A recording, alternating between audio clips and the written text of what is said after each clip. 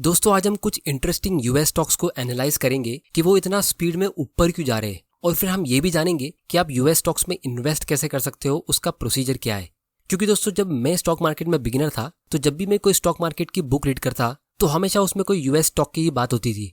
जैसे Warren Buffett ने Coca Cola में इन्वेस्ट किया, या स्टीव जॉब्स ने इनोवेट करके एप्पल कंपनी को पावरफुल बनाया, या 0 to 1 में पीटर थिल ने गूगल की इनोवेशन के बारे में डिस्कस किया। और अगर हम किसी भी सक्सेसफुल इन्वेस्टर को फॉलो करेंगे तो वो ज्यादातर यूएस स्टॉक्स में इन्वेस्ट करते हैं। जैसे 2016 में वॉरेन बफे ने एप्पल कंपनी के स्टॉक में इन्वेस्ट किया, तब इसका शेयर प्राइस $25 के आसपास था। और ये इतना बड़ा इन्वेस्टमेंट था कि उन्होंने अपनी पूरी कंपनी बर्कशायर हैथवे की आधी वेल्थ इस एक स्टॉक में इन्वेस्ट की थी। तो इससे आप इमेजिन कर सकते हो कि वॉरेन बफे ने इस एक कंपनी में कितनी ज्यादा रिसर्च की होगी, क्योंकि देखते ही देखते ये स्टॉक वहां से 5 साल में 5 गुना से भी ज्यादा ऊपर जा चुका है। और अभी भी ये स्टॉक बहुत ज्यादा ओवर वैल्यूड नहीं है। तो वो टाइम पे मैं देखता था कि यूएस में अच्छे अच्छे स्टॉक्स तो बहुत सारे, लेकिन वहाँ इन्वेस्ट करने का कोई इजी ऑप्शन नहीं था। लेकिन काफ़ी रिसेंटली हमारे लिए यूएस स्टॉक में इन्वेस्ट करना इजी हो गया है। तो इसीलिए रिसेंटली मैंने एक वीडियो भी बनाया था जहाँ मैंने यूएस स्टॉक में इन्वेस्ट करने के बारे में डिस्कस किया था। तो आप लोगों ने मुझे बहुत सारे क्वेश्चन किए थे कि क्या इंडिया से यूएस में इन्वेस्ट करना लीगल है, यूएस अकाउंट ओपन करने का प्रोसीजर क्या है, फिर इसमें हिडन फीस कितनी होती है, और हम एक्चुअली में इन्वेस्ट कहाँ करें। तो दोस्तों आज हम इन सारे सवालों का जवाब जानेंगे कि कैसे आप इंडिया में बैठे बैठे यूएस स्टॉक में इन्वेस्ट कर सकते हो, वो भी एकदम छोटे अमाउंट से। और मैं आप लोगों को कुछ टिप्स भी दूंगा कि आप एक्चुअली में कहाँ इन्वेस्ट कर सकते हो। तो वीडियो को एंड तक जरूर देख लेना, क्योंकि ये एक वीडियो से आपकी इन्वेस्टिंग की नॉलेज बहुत ज्यादा इंप्रूव होगी। तो दोस्तों सबसे पहले मैं आप लोगों को एक इंटरेस्टिंग चीज बताता हूँ। पिछले 10 साल में इंडिया का सेंसेक्स 10% के रेट से ग्रो हुआ है, और यूएस का नैस्डैक इंडेक्स जिसमें वहाँ की टेक्नोलॉजी कंपनीज होती है वो 20% के रेट से ग्रो हुआ है। और इसमें अगर हम यूएस डॉलर का अप्रिसिएशन ऐड करेंगे, क्योंकि हम इंडियंस को यूएस में इन्वेस्ट करने के लिए एक्स्ट्रा 4 से 5% का बेनिफिट मिलता है, जो मैंने इस वीडियो में एक्सप्लेन किया था, तो हम इंडियंस के लिए ये नैस्डैक इंडेक्स ने ऑलमोस्ट 25% का रिटर्न दिया है। जिसका मतलब ये है कि 10 साल में ये 10 गुना ऊपर गया है, और वही पीरियड में सेंसेक्स सिर्फ 2.5 गुना ऊपर गया है। तो सबसे पहले हम इसका रीजन समझने की कोशिश करते कि ऐसा हुआ क्यों है। और दोस्तों जो भी कंपनी का नाम और इंडेक्स का नाम मैं इस वीडियो में लूंगा, ये सिर्फ एजुकेशनल पर्पस के लिए है, आप उस पर और रिसर्च कर सकते हो, लेकिन ये कोई रिकमेंडेशन नहीं है। तो टेक्नोलॉजी में सबसे पुरानी कंपनी है माइक्रोसॉफ्ट। जब बिल गेट्स ने माइक्रोसॉफ्ट को स्टार्ट किया तो उसके पास ऑप्शन था कि वो एक हार्डवेयर कंप्यूटर को डिजाइन करने वाली कंपनी बनाता या फिर एक सॉफ्टवेयर कंपनी बिल्ड करता। क्योंकि बिल गेट्स वो टाइम पे कंप्यूटर की फील्ड में न्यू था, तो वो श्योर नहीं था कि उसे किस एरिया में ज्यादा फोकस करना चाहिए, सॉफ्टवेयर में या हार्डवेयर में। और IBM वो टाइम पे एक बहुत बड़ी मल्टीनेशनल कंपनी थी जिसने बड़े बड़े इंजीनियर्स को हायर करके रखा था कंप्यूटर के पीछे रिसर्च करने के लिए। और वो टाइम पे हार्डवेयर को लेके बहुत ज्यादा क्रेज चल रहा था, तो इसीलिए अच्छे से अच्छे कंप्यूटर्स को डिजाइन करने के लिए और भी बहुत सारे कंपटीशन थे, जैसे डेल या HP। लेकिन बिल गेट्स ने थोड़ा सा आउट ऑफ बॉक्स सोच के सॉफ्टवेयर पे फोकस करना शुरू किया। तो IBM ने कंप्यूटर के ऑपरेटिंग सॉफ्टवेयर को एक छोटा सा साइड प्रोजेक्ट समझ के माइक्रोसॉफ्ट को आउटसोर्स कर दिया कि जो भी कंप्यूटर्स को IBM डिजाइन करेंगे उसका ऑपरेटिंग सॉफ्टवेयर माइक्रोसॉफ्ट बनाएगी। और इसी तरह बिल गेट्स ने वैसी सेम डील बाकी सारी मैन्युफैक्चरिंग कंपनीज से कर ली कि वो उन सब कंपनीज के लिए ऑपरेटिंग सॉफ्टवेयर बनाएंगी, ताकि वो सब कंपनीज हार्डवेयर और डिजाइन पे फोकस कर सके। और फिर दोस्तों इसके बाद क्या हुआ है, ये चीज हम सबको पता है। आज कंप्यूटर को मैन्युफैक्चर करने वाली कंपनीज मार्केट में हजारों है, जैसे Lenovo, Acer, MI, Asus, HP, del.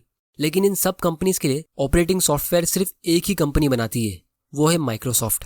और दोस्तों टाइम के साथ धीरे धीरे करके कंप्यूटर के प्राइस गिरते गए और साथ में कंपटीशन भी बढ़ता गया, जिसकी वजह से इन कंपनीज का प्रॉफिट कम होता गया। और दूसरी तरफ माइक्रोसॉफ्ट के पास मोनोपोली थी, तो वो धीरे धीरे करके अपने सॉफ्टवेयर का प्राइस बढ़ाती गई और अपने प्रॉफिट को इंक्रीज करती गई।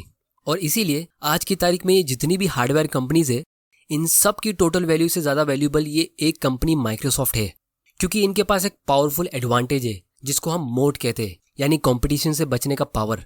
क्योंकि एक बार जब आप किसी सॉफ्टवेयर से फेमिलियर होते हो तो आप उसी को यूज करोगे, क्योंकि दूसरे सॉफ्टवेयर को यूज करने के लिए आपको उसे सीखना पड़ेगा, वो काफी अनकंफर्टेबल होगा और काफी टाइम कंज्यूमिंग भी होगा। तो इसीलिए लोग विंडोज का ही ऑपरेटिंग सिस्टम डिमांड करते हैं। और इस मोड को और स्ट्रॉन्ग करने के लिए ये कंपनी ये जीनियस स्ट्रेटेजी यूज करती है कि वो यूनिवर्सिटीज और स्कूल्स को फ्री में विंडोज का लाइसेंस देती है, ये बोल के कि वो चैरिटी कर रही है। लेकिन एक्चुअली में जब बच्चों को पहली बार स्कूल्स में कंप्यूटर सिखाया जाएगा, तो वो कोई भी ब्रांड का हो, डेल, HP, एसुस, वो मैटर नहीं करता है, लेकिन उसका ऑपरेटिंग सॉफ्टवेयर माइक्रोसॉफ्ट का होगा। और उनको MS Excel, MS PowerPoint पे चीजें सिखाई जाएगी, ताकि जब वो बच्चे बड़े होंगे तो वो हमेशा माइक्रोसॉफ्ट के ही प्रोडक्ट्स को यूज करेंगे। और इसी तरह बहुत सारे लोग माइक्रोसॉफ्ट का पायरेटेड वर्जन यूज करते जिसमें वो कोई भी फीस नहीं पे करते, लेकिन माइक्रोसॉफ्ट इसे बिंदास अलाउ करती है क्योंकि वो इन सब का पैसा कंपनी से वसूल लेती है कॉर्पोरेट प्लान सेल करके, और उनसे ये एक बहुत बड़ा प्रॉफिट मार्जिन कमाती है। क्योंकि सॉफ्टवेयर में कोई भी प्लास्टिक और मेटल जैसा रॉ मटेरियल नहीं लगता है और इनको हार्डवेयर प्रोडक्ट के जैसा डिलीवरी करने की जरूरत नहीं है। सिर्फ एक बार उस सॉफ्टवेयर को बिल्ड करने के लिए बिल गेट्स ने मेहनत करी और अब उसके एम्प्लॉयज छोटे मोटे अपग्रेड्स करते रहते हैं, लेकिन फिर भी उनको रेकरिंग रेवेन्यू मिलता रहता है, यानी कंटिन्यूस पेमेंट, जो हर साल ग्रो होता रहता है। तो इनका ऑपरेटिंग एक्सपेंस कम होता रहता है और प्रॉफिट बढ़ता रहता है, जिसको हम मार्जिनल रेवेन्यू कहते हैं। इसकी ज़्यादा डिटेल्स मैं किसी और दिन एकदम डिटेल में डिस्कस करूंगा, क्योंकि इन्वेस्टिंग में ये एक बहुत ही पावरफुल कॉन्सेप्ट है और इसी वजह से माइक्रोसॉफ्ट के शेयर की वैल्यू इतनी ग्रो हो रही है, क्योंकि ये एक्चुअली में उतनी वेल्थ क्रिएट कर रही है। तो दोस्तों, अब हम ये समझते कि आप यूएस स्टॉक्स में इन्वेस्ट कैसे कर सकते हो, लेकिन उससे पहले अगर आपने ये चैनल को अभी तक सब्सक्राइब नहीं किया है तो जल्दी से कर लो और बेल आइकन को प्रेस कर देना ताकि आप ऐसे कोई इंपॉर्टेंट वीडियोस मिस ना कर दो। तो दोस्तों, सबसे पहला और सबसे इंपॉर्टेंट क्वेश्चन आप लोगों ने ये पूछा कि क्या इंडिया से यूएस में इन्वेस्ट करना लीगल है। तो दोस्तों, ये बिल्कुल लीगल है। बस यहाँ पे आरबीआई ने एक लिमिट रखी है कि आप मैक्सिमम $2.5 लाख एक साल में इन्वेस्ट कर सकते हो, जो इंडियन रुपीस के हिसाब से ऑलमोस्ट 2.25 करोड़ के आसपास होता है। तो अगर आप इससे कम अमाउंट इन्वेस्ट कर रहे हो तो आपको कोई भी प्रॉब्लम नहीं होनी चाहिए। फिर आप लोगों ने ये पूछा कि यूएस स्टॉक में इन्वेस्ट करने का प्रोसीजर क्या है और इसके रिलेटेड हमें कौन सी फीस पे करनी पड़ती है। तो यहाँ पे मैं IND मनी ऐप यूज कर रहा हूँ। इनका super save account US stock में इन्वेस्ट करने का बेस्ट ऑप्शन है, क्योंकि ये 2-in-1 अकाउंट 2 मिनट में खुल जाता है, 0 अकाउंट ओपनिंग फी और 0 अकाउंट मेंटेनेंस फी के साथ, और आप इसे बिना किसी पेपर वर्क के सीमलेस तरीके से सेटअप कर सकते हो और आपको इसमें कोई भी मिनिमम बैलेंस रखने की जरूरत नहीं है। फिर यूएस स्टॉक बाय और सेल करने पर भी आपको कोई भी ब्रोकरेज नहीं पे करना पड़ता है, और फिर आप अपने यूएस स्टॉक अकाउंट में 0 फी के साथ पैसा ट्रांसफर कर सकते हो। क्योंकि पास्ट में जब भी आपको यूएस स्टॉक में इन्वेस्ट करना होता था तो आपको मैन्युअली पैसा ट्रांसफर करना होता था, जिसमें यूजुअली 1000 रुपए की एक फिक्स्ड फी चार्ज होती थी। तो यहाँ पे आपको ट्रांसफर करने की कोई भी फिक्स्ड फी चार्ज नहीं होती है, और इसके साथ में ये आपको गारंटी देते हैं बेस्ट एक्सचेंज रेट दिलाने की, यानी आपको अपने इंडियन रुपीस के लिए ज़्यादा से ज़्यादा डॉलर्स मिलते हैं। तो आप भी IND मनी ऐप को डिस्क्रिप्शन लिंक से डाउनलोड कर सकते हो और 100 रुपये से भी अपने यूएस स्टॉक इन्वेस्टमेंट की शुरुआत कर सकते हो, क्योंकि यूएस में आपको फ्रैक्शनल शेयर्स बाय करने का ऑप्शन मिलता है। और सबसे अच्छी चीज़ ये है कि आप यहाँ पे जब मार्केट क्लोज होता है तब भी ऑर्डर प्लेस कर सकते हो, और जब मार्केट ओपन होगा तो वो ऑटोमेटिकली कंप्लीट हो जाएगा। और अभी हम एक दूसरी टेक्नोलॉजी कंपनी का एग्जांपल देखते हैं। तो 2012 में यूएस की सारी एयरलाइन कंपनीज ने मिलकर $160 बिलियन का सेल किया, और सिर्फ एक कंपनी गूगल ने $50 बिलियन का सेल किया।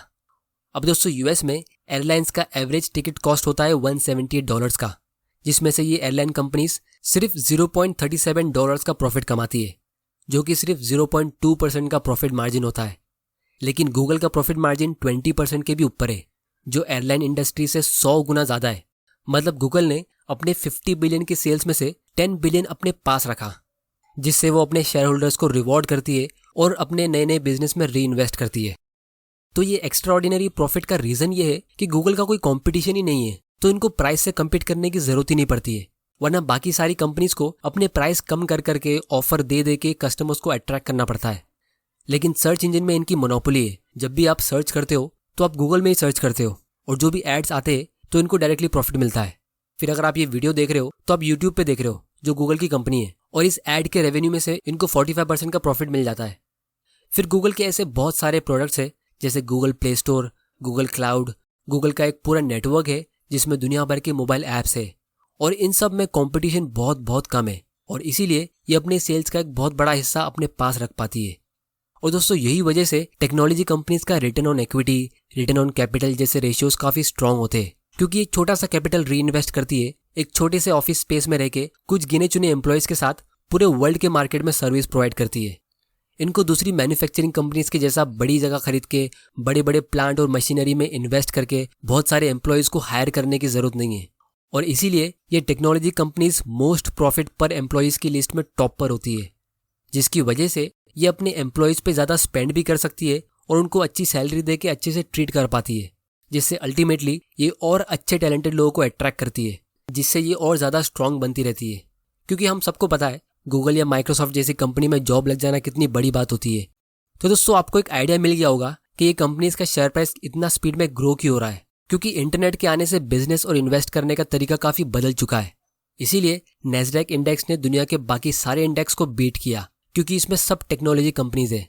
और दोस्तों इस इंडेक्स में बहुत सारी अच्छी अच्छी कंपनीज है जिस पे मैं फ्यूचर में वीडियोस जरूर बनाऊंगा, क्योंकि अगर आप थोड़ी सी रिसर्च करोगे तो आपको पता चलेगा कि पिछले 10 सालों में ही इंटरनेट पूरी दुनिया भर में फेमस हुआ है।